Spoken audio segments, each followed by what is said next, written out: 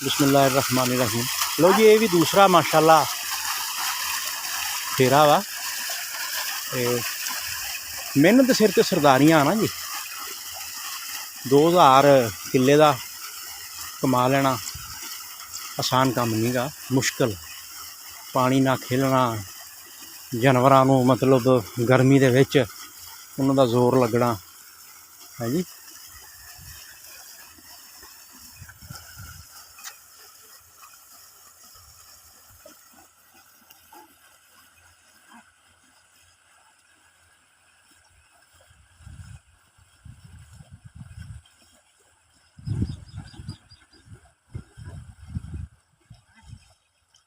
अगर आप ट्रैक्टर नाल मारीए ना तो बाज़ दफ़ा ट्रैक्टर जिहड़े वो बिल्कुल विच फनस जाते हैं, फिर दो ट्रैक्टर लिया के कड्ढने पैंदे आ। बड़ा सत्यानाश हो जाता मशीनरी का, ढग्गियां नाल ही काम सूत आउंदा।